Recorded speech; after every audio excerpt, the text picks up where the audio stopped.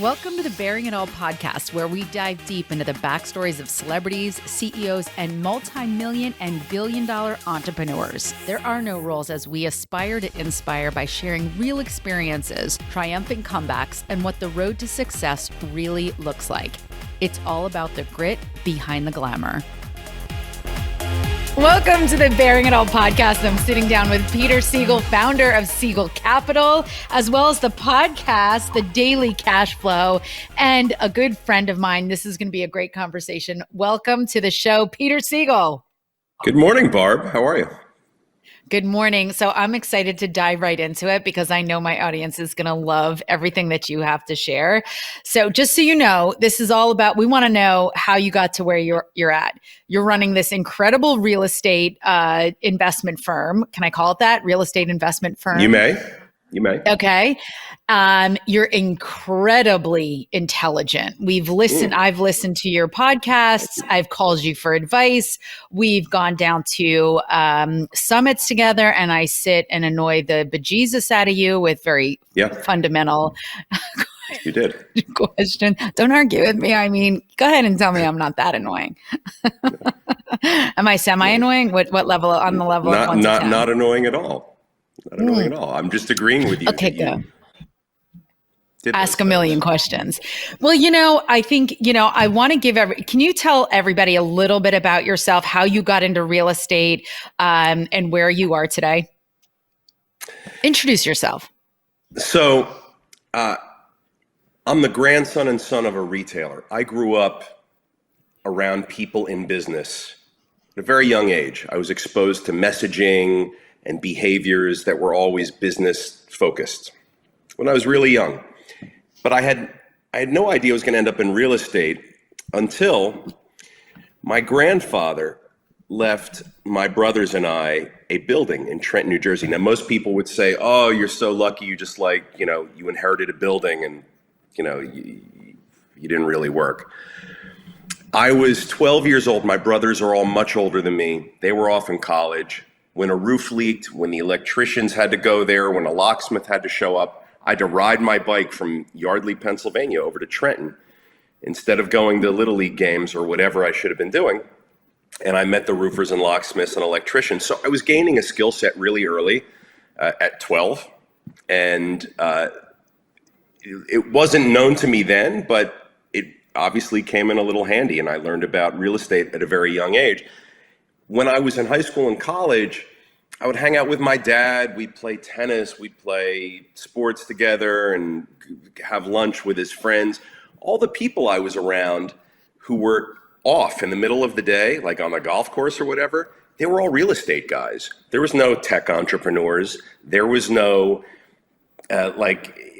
internet entrepreneurs.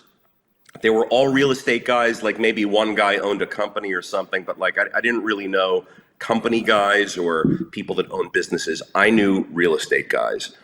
And I said, geez, well, all these guys are the ones who seem to be wealthy, and I think I better get into real estate.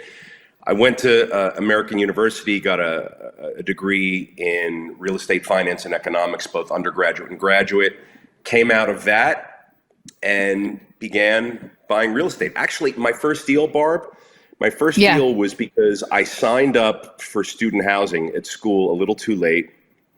I had nowhere to live, so I had to go out to the marketplace outside of what the university has, and I had to get my own apartment. I was looking for apartments. There was a for rent and a for sale sign at this one building in DC off of Massachusetts Avenue. The broker said you can rent the apartment for, $800 a month. And I said, I see the building's for sale. So she walks me through all of the building information as if I'm an interested buyer. I have no idea what I'm doing. But I emptied my bank accounts. I had my bar mitzvah money. I love this. all my summer job money. It was in a bank account. I think it was a total of maybe $12,000 or $13,000 that I had to my name. And it was all the savings I had through my whole life. And I was able to put a down payment on the building, but I wasn't able to sign for the mortgage loan because banks need credibility, track record, FICO score. Even back then, it's the same underwriting principles. So I needed to find a co-signer for a mortgage loan. I found a co-signer, one of my real estate teachers, co-signed the loan for me. Huh. And I bought the building, I moved in, I lived there, and I collected rent from the other 5 people. That's where I learned, when you live in a building that you own, never let them know that you're the owner. So they didn't know? That was a rookie move on my, I was a kid. They did know.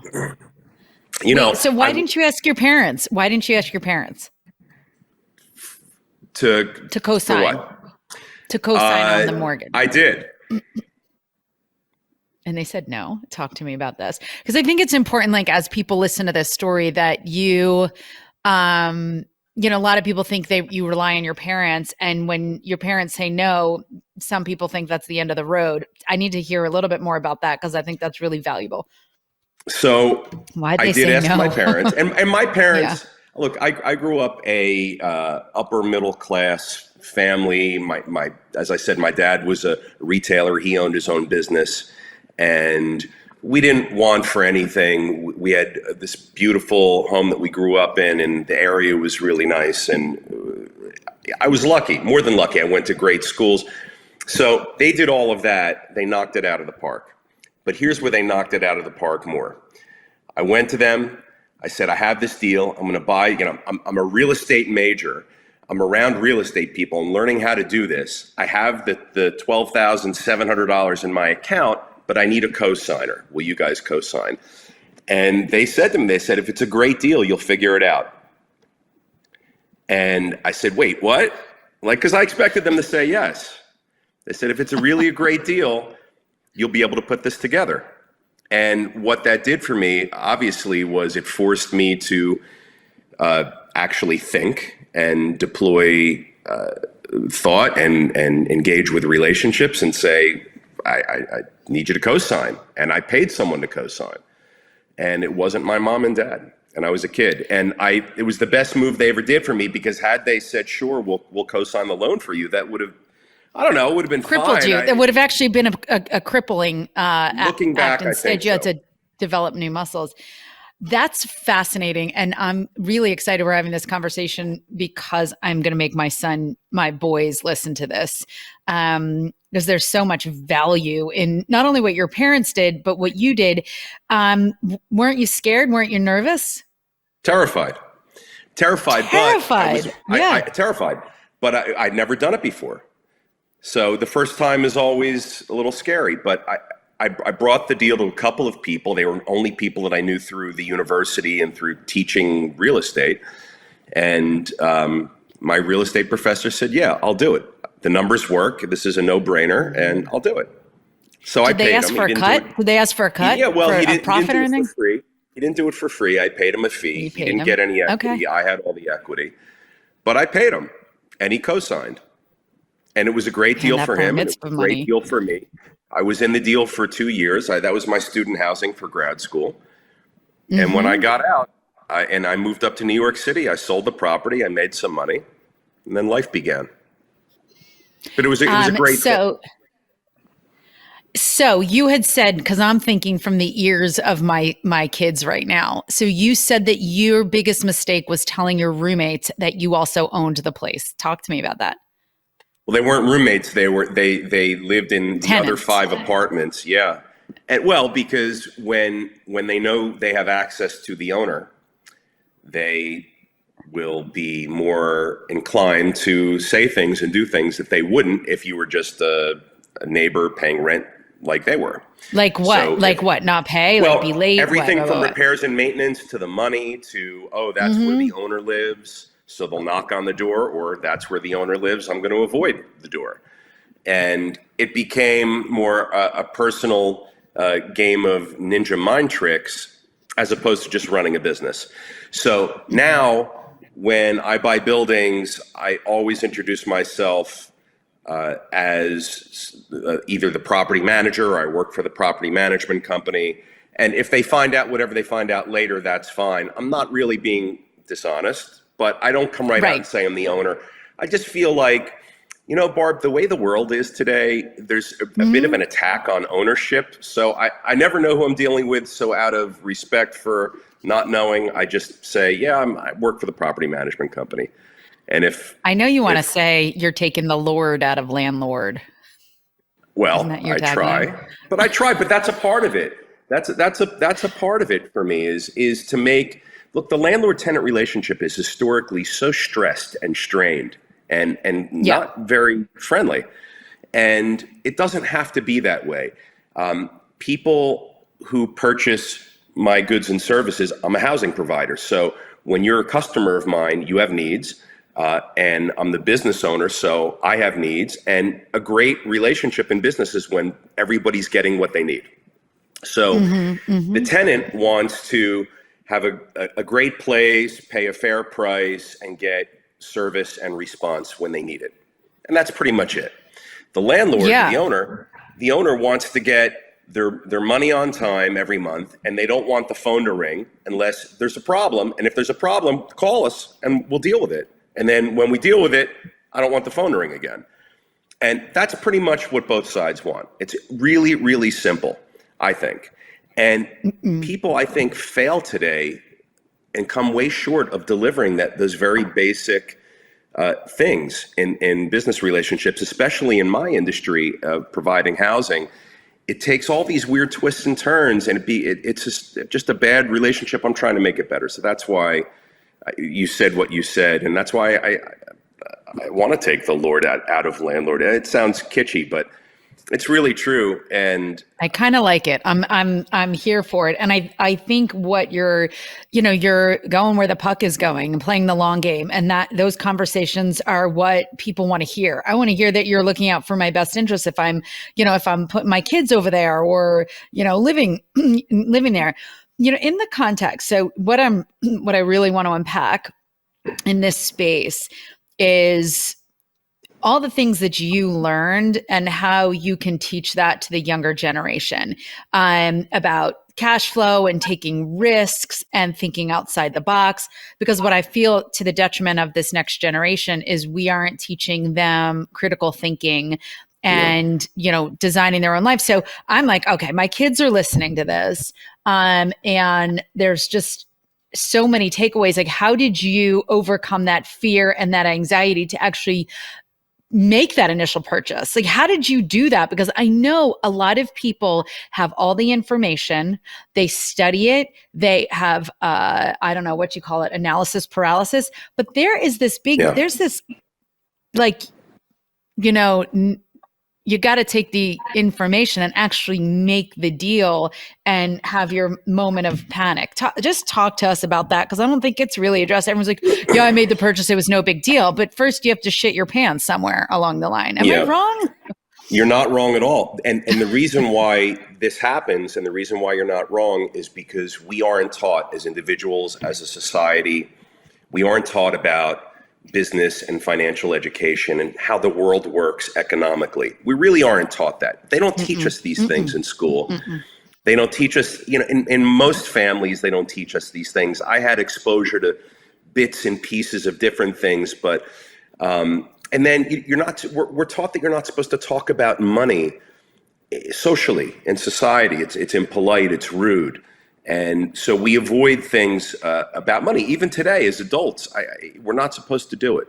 And I think that kids today, you're talking about your kids and how they can overcome fear. I think the biggest way that young people, but really anybody, but young people especially can get started is to get comfortable talking about money in this world where we're really not supposed to. It's almost a taboo topic, I think.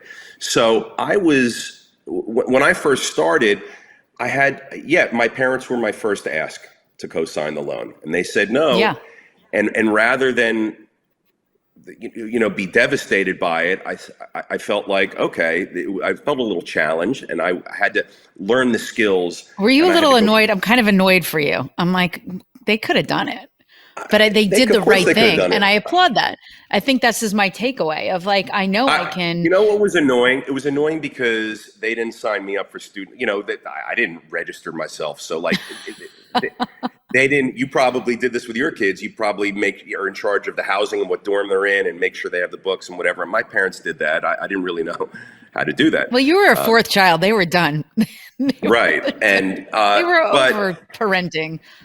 yeah, and so I had a little bit of comfort in a financial conversation, although I really knew nothing. So I was able to ask my professor to look at the deal and co-sign it. That was the biggest thing, just being able to ask the right questions and locate the right people. And I wasn't really truly comfortable talking to investors about investing with me, about being in business together.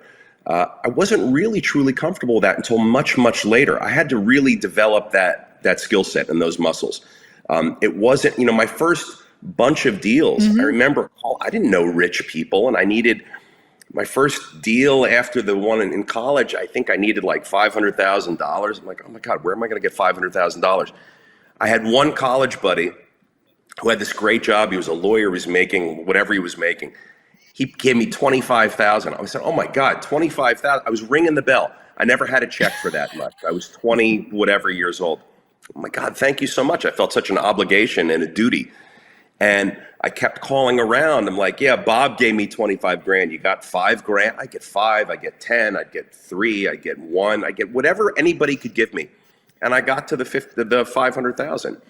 And it wasn't easy, and it took me a long time to raise 500,000. Now it's a different story because I've got a 30 years in business, and you develop a track record, a rapport with people, and communication skills, so it's easier. But for young people starting off, you got to be comfortable with money. You have to be a great communicator. You have to be able to look someone in the eye and smile and capture their attention and make it interesting. Like my parents told me, they said, if it's a good enough deal, you'll get it done. And it's true. For people starting off, if you've got something that's a great opportunity, if it's really a great opportunity, it'll get done. I always get asked, do I raise the money first, or do I find the deal first? And what should come first? And the answer is always, always, always find the deal first. Well, what if I don't have the money? And you'll get the money. If it's a great deal and a great opportunity, everyone will know it and the money will come. If it's not, you'll get it. It's so damn true. Like, just, look at my big takeaway in what you just said is taking the next right step.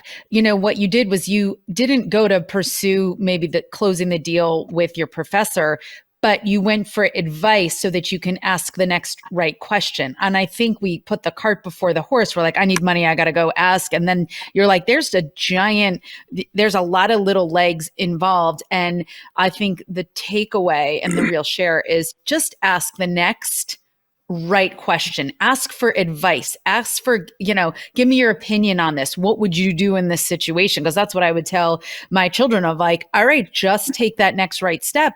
It'll get you closer to the yes. And always remember, no means next. And I do think this generation, and that's our fault because we're raising them, we're teaching them.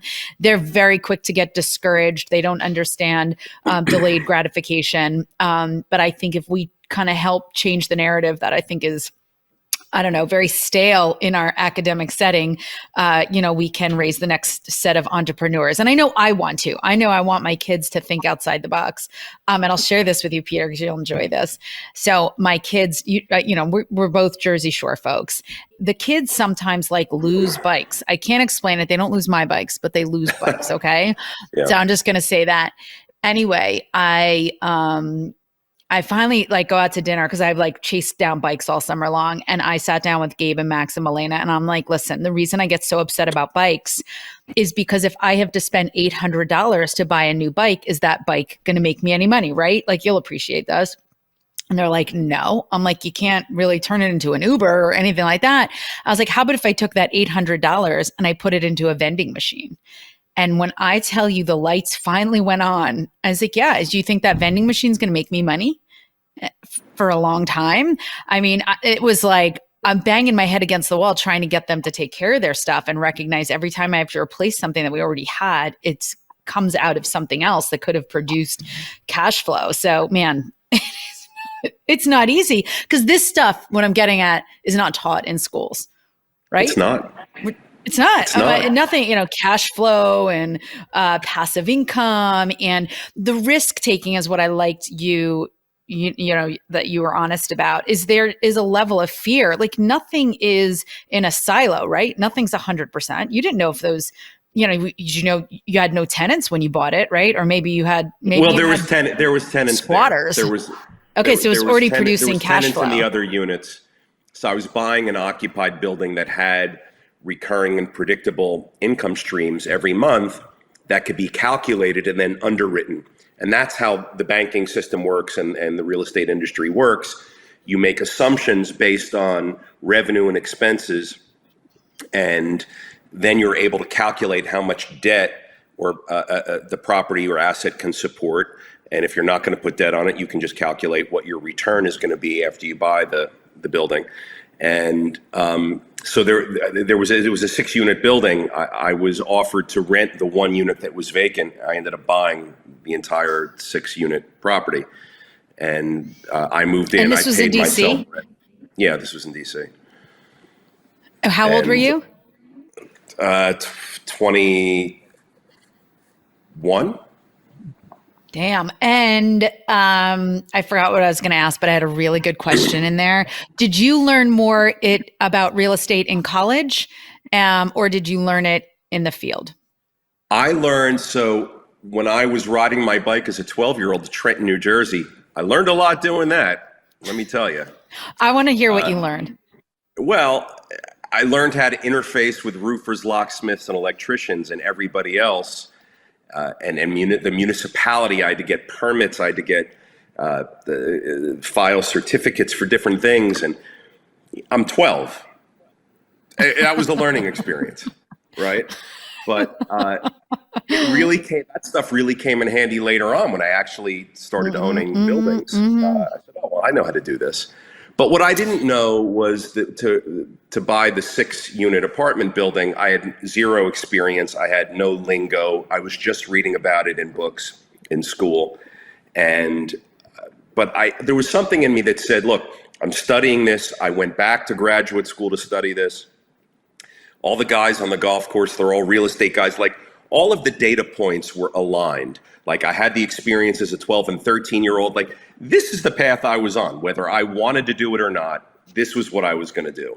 And there was really nothing else I could do. I wasn't employable. I couldn't really hold a normal job. I had ADD and I had the heebie-jeebies and I was all over the place. And I was not a great employee, but I was able to sort of keep it all together when it came to collecting rents from my other 5 tenants and paying the bills. Like that, I knew I could do.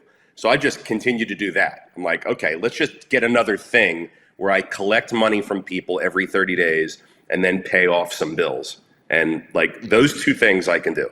So I just kept repeating that. And then one day you wake up and you're like, all right, I'm pretty good at it.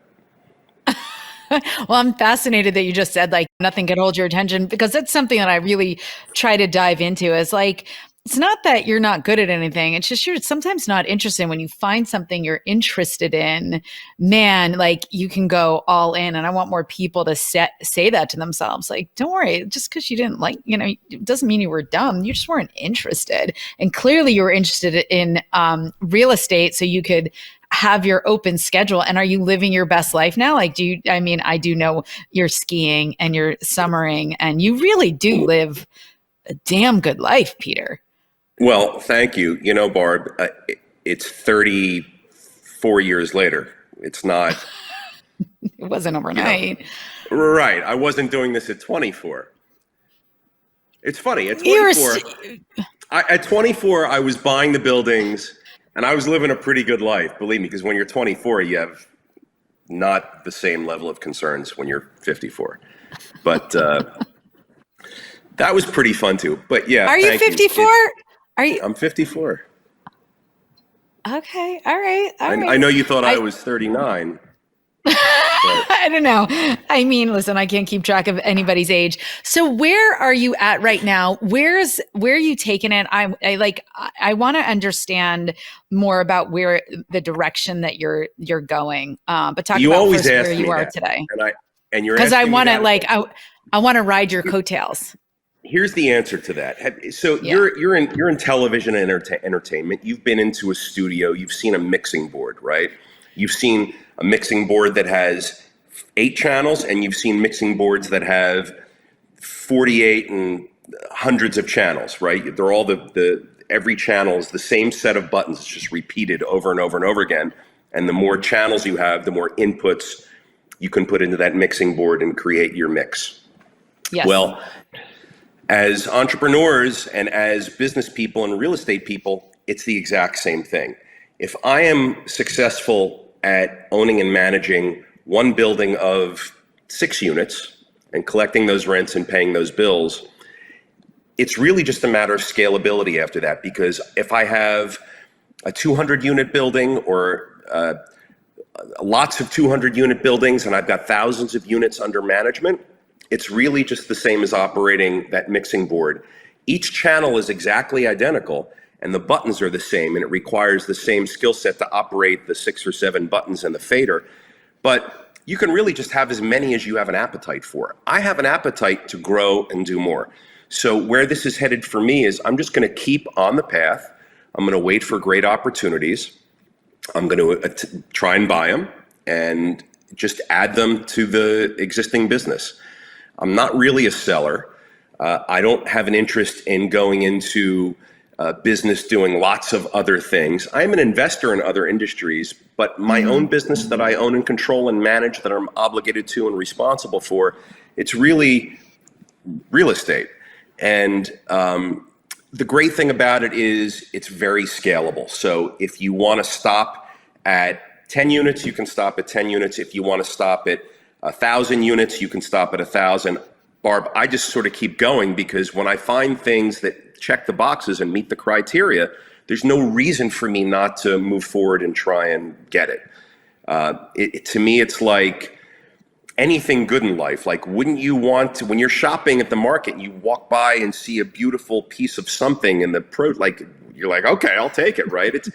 It's the same thing. And I feel growth is important. Financial growth, economic growth, growing the business is important. So we're in an interesting part of the cycle right now where we've crested, and there's going to be, it's not happening yet, but there's going to be lots and lots of opportunity in real estate in my industry as cap rates and interest rates and returns that investor needs, they're all over the place right now. And there's going to be a lot of opportunities. So I'm waiting, and I'm expecting that I'm going to be very, very busy starting the middle of next year for the next few years after that. You're saying spring 2023, right? I think spring or summer 2023 is where the window starts to open up a lot more than it. Right now, there's a disconnect, and there hasn't been capitulation between owners of assets and buyers of assets. Yep. And the owners still think that their house or their building or their business is still the most valuable, incredible, special house, building, or business that ever existed, and they want the price from a year ago. It's not happening. So there's not a lot of transaction volume right now. There will be, because there will be capitulation. Sellers will have to reduce prices. Banks are reducing their underwriting and their appraisals, and the buyers have lower expectations for price. So it's really just a matter of the sellers coming to the party now. Yeah. And I am on board with that. And I've heard that. I kind of just sense it, I not sense it, but I've been through the cycles before, and I'm like, all right, let's hold the line and see what the spring looks like, what the summer looks like. So it's very exciting. So what thinking about my audience and thinking about what their takeaways in this conversation, what I have noticed, and I want to dive into a little bit, is that, when I talk about making investments in real estate, and I, talk with my friends, and I'm like, they start going into, well, what if the roof leaks? And they get in, and I'm like, the roof will leak, and things will go wrong. And that's part of the long game. That's what do we think? Again, live in a silo, like nothing's going to go wrong, and everyone's always going to pay their rent, and so I get very frustrated with people because they want to disconnect from reality and have some sort of home run, every time they swing, it's going to hit the fences. How do you help people overcome that like, and understand, like, you're going to have to go with the ebb and flow. And are there any mistakes? What? It's such a disconnect.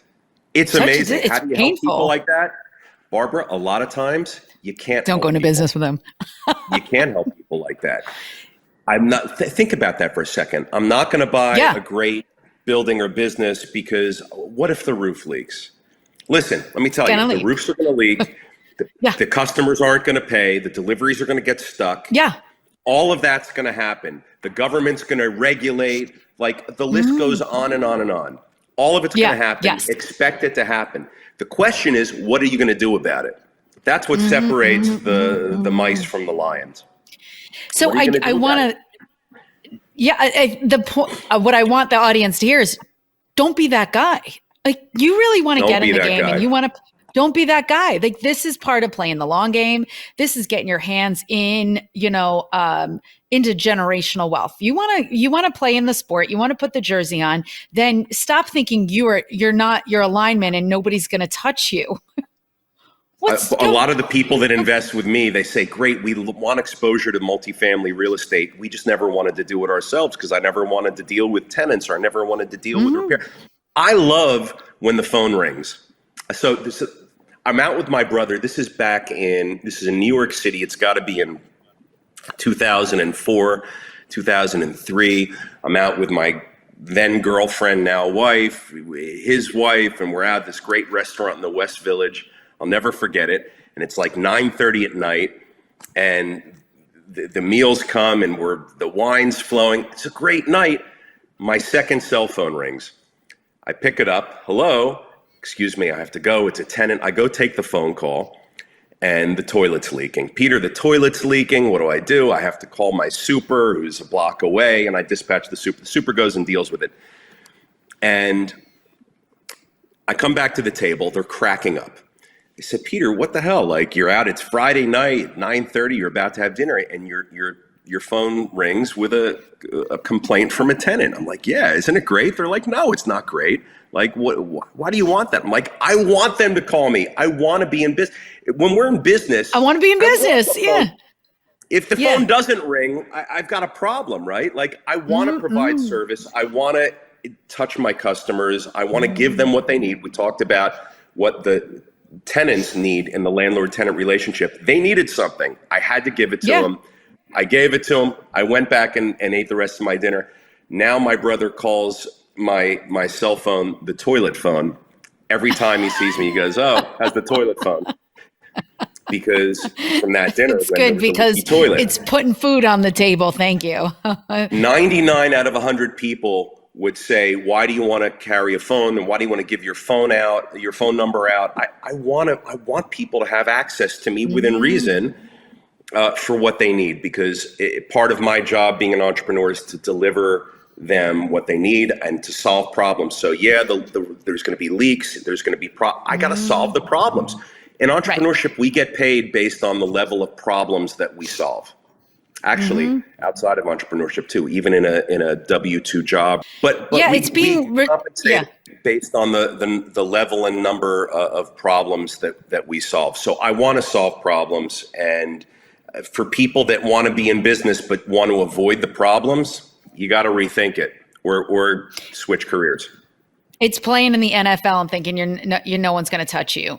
Even when you're the quarterback, you get slammed, and you got to be ready for the hits. And I don't think anybody wants to get hit. They don't want to deal with adversity. They don't want to. Then you don't want to play in the game. You don't want to play in the sport. And I want to help. Yeah. I love what you're saying, because it is part of the math equation that it's all about how you handle it. If you're going to sit there and like flip over on your turtle shell and play dead, and I think people overestimate. Like, you have to take into consideration that this is part of the balance sheet of making repairs and having setbacks and unforeseen circumstances. And you can sit there and be pissed off, or you can be like, I'm in the game, I'm in the arena. And I like these conversations for people that don't get it, that are still like, they want to not get hit. They don't want to, but I think it's just Barb, think about the problems that you imagine you'll have getting into business: leaky roofs, employees, HR, bank accounts too high, bank accounts too low,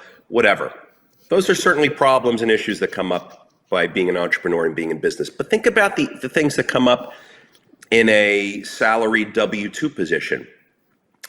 I want a raise. I don't know if I'll get it. Yeah. Will I make bonus? I don't know. I really don't like the people I'm working with, but I'm stuck here. Like whatever, like it's that and a lot more. Like, which would you rather have? Like either one for me has its own issues. So I chose the one where I was in control of the ship. Yes. Where I could impact direction and velocity, where I was in control of my destiny. When I had all of the jobs and got fired from all the jobs when I was a young kid, I wasn't in control of my destiny. I had job after, I saved all the money I ever made, but I never lasted more than 8 seconds in any job because I just was a horrible employee. And I needed to take more control. If there was profit sharing, you would have been a better employee. Perhaps, but I needed to take more control of the direction of my ship, and the only way for me to do that was through entrepreneurship, and real estate was really the best way of being an entrepreneur for me. But so I don't understand it when people say they want to get started, they want more, they're interested in business or they're interested in real estate, but they don't want the leaky roofs. Like I want leaky roofs because I'm going to fix it. I'm going to put a 50-year warranty roof on, and I'm good for 50 years. And on to the next thing. And even if it happens, you still fix it. It's all about how you handle it. And the great takeaway that I don't want to like just brush by is you have two options. You can either be in control or be at the mercy and be in a safer situation. Yes, you know what your salary is going to be, but you never know if it's going to go out of business. If your bonuses are predicated on overall company's success or value, you don't have much control. So I'm in the camp with you. I'm like, I would rather be in the driver's seat and have to, clutch down and shift gears because something, happened, and just continue to stay on the road because I want to play golf in the middle of the day. Well, and I want to be clear, to be aspirational in business is great. If you're not, and you're in a career and it's a W-2 compensation, I mean, and you love it and you've got what you want in life and you're happy, I mean, that's great. You've won. Congratulations. I'm really talking about the people, to your question earlier, the people that say that they want to get into business, but they don't want the problems. I mean, specifically that group of people. If any of your audience is in that category, I hope that they hear this message, because business is nothing but problems. Nothing but problems. Just like life. It's just a metaphor for life, and it's all about how you handle it.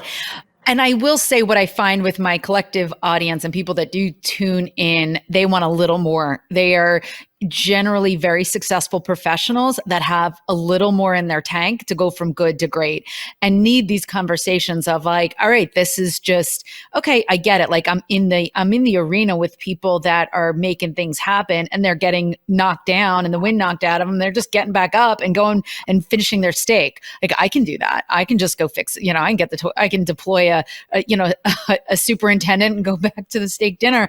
There's so much value. So let me bring this. Where are you taking your enterprises?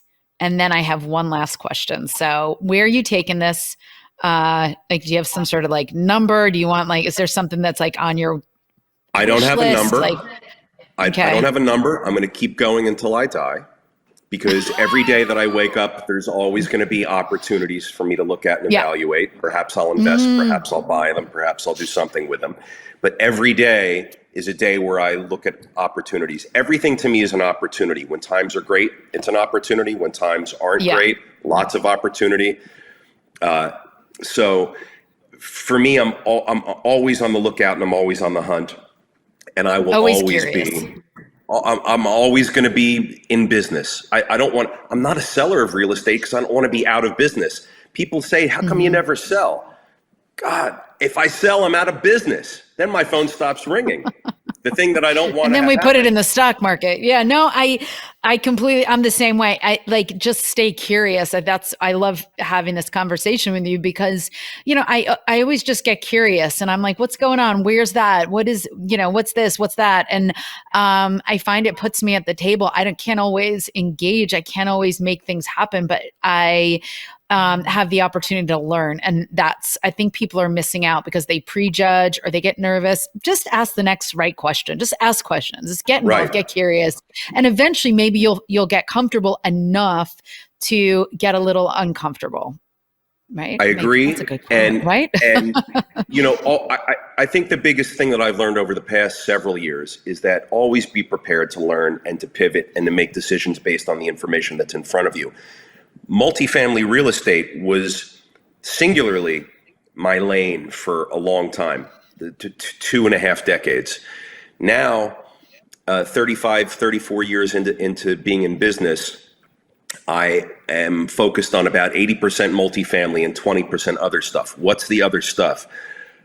Opportunistic real estate, investing in other types of industries and companies, some vertical, some not, to real estate. For example, two big needle movers that I think are happening in our world today that a lot of people are trying to learn and invest into. I think the cannabis space is just getting started as these states start to open up and regulations start to change. I'm amazed it took so long, but the people, it really takes a broad mass wave of people to make things like this happen. Online gambling, I think, is going to be another source of revenue for towns and states across the country. No one has any money in government. These two areas, cannabis and online gambling, are going to be two massive needle movers. Revenue is going to come in. It didn't exist yesterday. It exists today. Hundreds and hundreds of millions of dollars.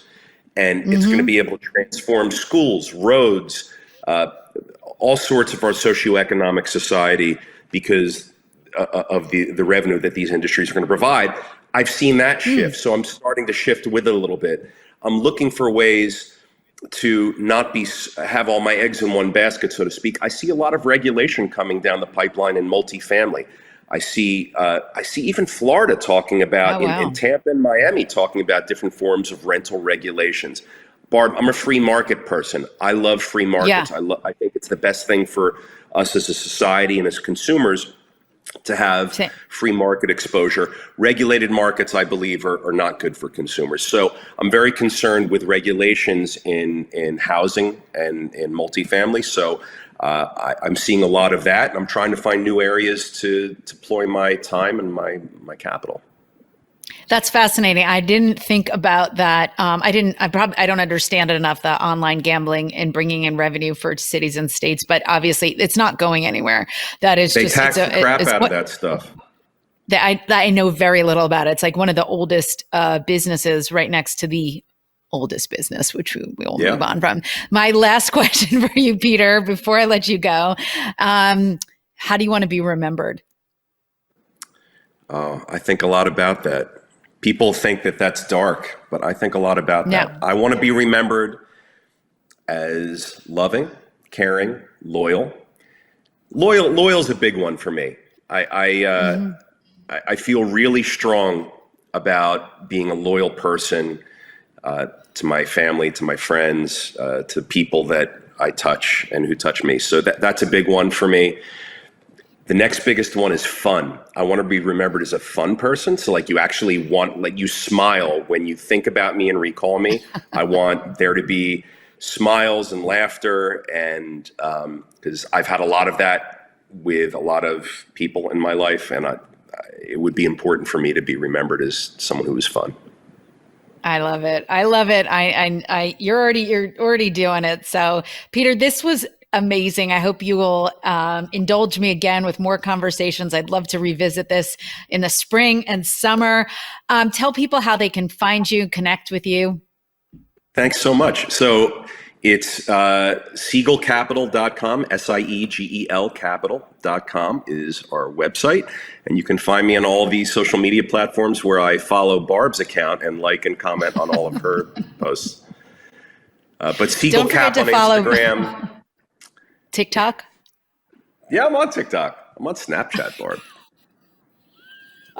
I am not on Snapchat. And we haven't connected yet on Snapchat, but all the kids are on Snapchat, so I'm going on Snapchat. All the kids are doing it. Peter, thank you so much. I can't wait to get some feedback on this, and we'll do this again. You're the best. Thanks, Peter. Thank you, Barbara. Thanks for listening to the Bearing It All podcast, where we explore what it means to live your best life. To stay connected, go to barbaramajeski.com and leave us your email. We'll keep you posted on all that it means to have the health, wealth, and happiness that you deserve.